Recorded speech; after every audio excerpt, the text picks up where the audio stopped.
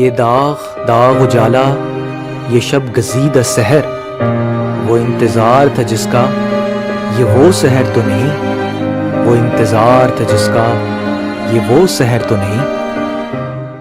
1947 کی تقسیم ہند نے جہاں دو ممالک کو جنم دیا، وہیں ادب کی دنیا میں لکھنے والوں کو ایسا جواز مہیا کیا جس کو مختلف ادیبوں نے انتہائی خوبصورتی سے اور ایمانداری سے اپنے ناولز، افسانوں اور شاعری کی زینت بنایا۔ قرۃ العین حیدر کا آگ کا دریا ہو یا عبداللہ حسین کا اداس نسلیں، انتظار حسین کا بستی ہو یا خاک اور خون کی رودات سناتے نسیم حجازی، امرتا پریم کا پنجر ہو یا کسی بانو کی داستان ہو، سب اپنی اپنی جگہ پر لازوال تحریریں ہیں، اور تحریروں کی اسی لازوال کڑی میں ختیجہ مستور کا ایک بہت ہی خوبصورت ناول آنگن بھی شامل ہے۔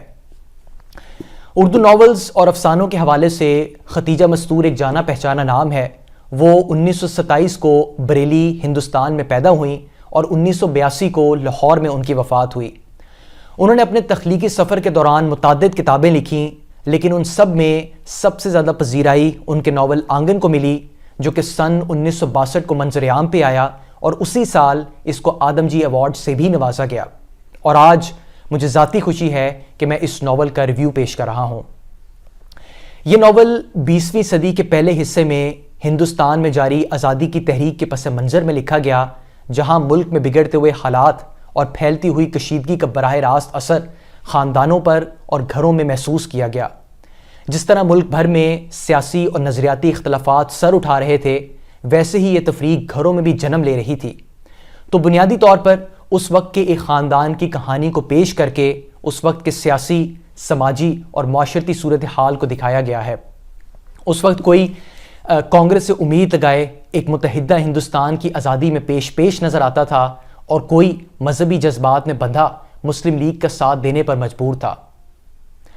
اگر اس ناول کی ٹائم لائن پہ ایک نظر ڈالی جائے تو یہ تقریباً بٹوارے سے 10-15 سال پہلے سے لے کر پاکستان کے قیام کے کچھ عرصہ بعد تک چلتی ہے۔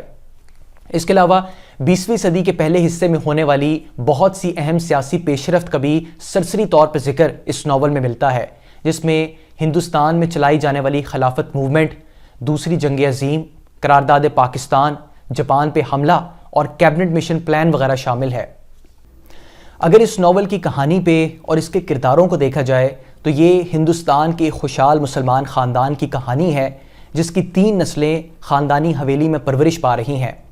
لیکن اس خاندان کی بربادی اور تنزلی کا آغاز اس وقت ہوتا ہے جب باپ کی اچانک موت کے بعد وہ حویلی کو بیچنے کا فیصلہ کرتے ہیں اور الگ الگ گھروں میں مقیم ہو جاتے ہیں۔ اس کے علاوہ اس ناول میں 1 سے زائد مرکزی کردار بھی نظر آتے ہیں، جس میں عالیہ، جمیل اور چھمی وغیرہ کے کردار نمایاں ہیں۔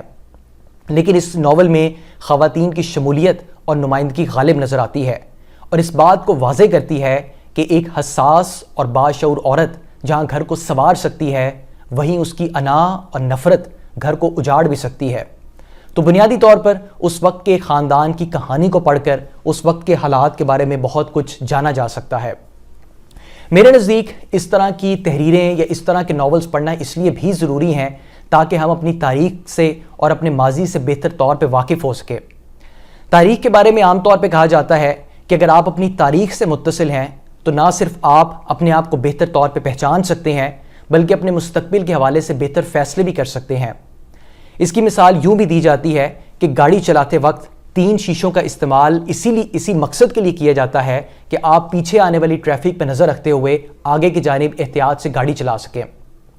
اس کے علاوہ تاریخ کو اگر برائے تاریخ کے طور پہ پڑھا جائے تو بعض دفعہ وہ کچھ بوریت کا شکار ہو جاتی ہے، لیکن اگر اس کو ایک ناول یا کسی کہانی کی صورت میں پڑھا جائے تو مزہ دوبالا ہو جاتا ہے۔ اور آخر میں یہ کہ یہ تحریر اور یہ ناول ہمیں ایک موقع فراہم کرتا ہے کہ آج کے حالات کو سامنے رکھتے ہوئے اس سے کچھ سیکھا جائے۔ اس کو پڑھ کر یہ احساس بھی غالب رہا کہ ہمارے بڑوں نے آزادی کی جو قیمت دی سو دی، لیکن اس آزادی کو برقرار رکھنے کے لیے ابھی اور قربانی دینا ہوگی۔